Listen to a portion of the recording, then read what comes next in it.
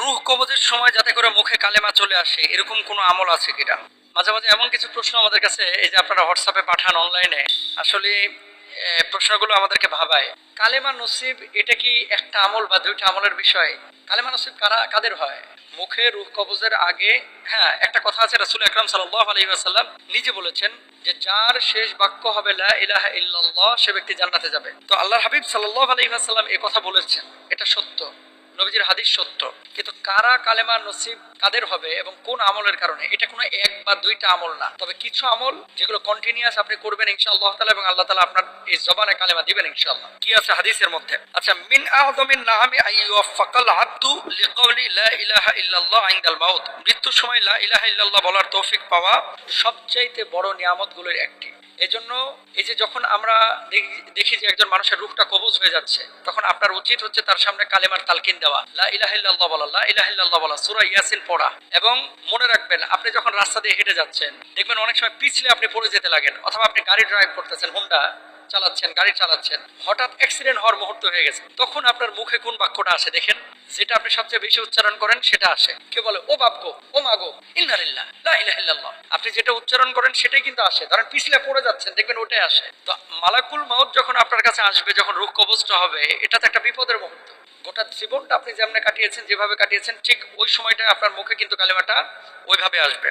2 নম্বর আমল মিসওয়াক করা। আসওয়াকু মাতহারুন লিল ফামি মারদাতুন লিল রব। মিসওয়াক মুখকে পবিত্র করে এবং আল্লাহর সন্তুষ্ট অর্জনের মাধ্যম। যারা বেশি বেশি মিসওয়াক করেন মৃত্যুর আগে তাদের কালেমা নসিব হয়, ইনশাআল্লাহ হবে আপনারও। মিসওয়াক করেন 5 ওয়াক্ত নামাজের আগে, ওযুর আগে আপনি মিসওয়াক করেন, এটা সুন্নাহ।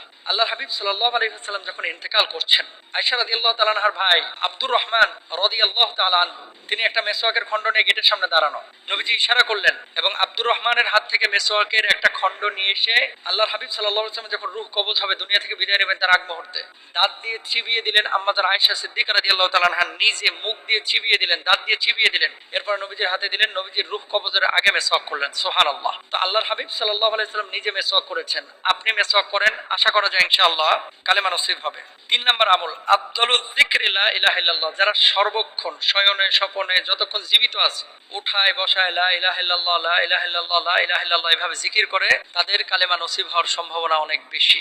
এখন আপনি বলেন যে দিনে কতবার আপনি কালেমা পড়তেছেন? আপনি বলবেন যে হুজুর, মুসলমান যখন হইছিলাম মক্তবে হুজুরের কাছে একবার কালেমা পড়ছিলাম, আর জিন্দেগিতে পড়ি নাই। এরকম আল্লাহর ওলিও আছে, মাহফিলে গেলে হুজুরের সাথে কালেমা পড়ে আর পড়ে না, আর মক্তবে পড়ছে। আপনার কিভাবে কালেমা নসিব হবে বলেন না ভাই? এজন্য 3 নম্বর আমল এটা। 4 নম্বর ইত্তাকুল্লাহ ওয়াজতানিবুল মাআসি লাআল্লাকুম তুফলিহুন।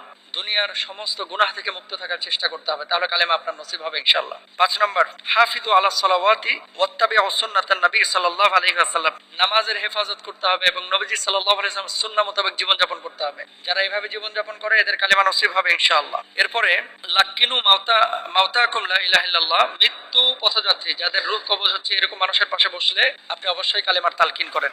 আল্লাহুম্মা সাব্বিত কলবি আলা দীনিক। এই দোয়াটা আপনারা বেশি বেশি পড়বেন যে আল্লাহ দ্বীনের উপর আপনি আমাকে অবিচল রাখেন, অবিচল থাকার তৌফিক দান করেন।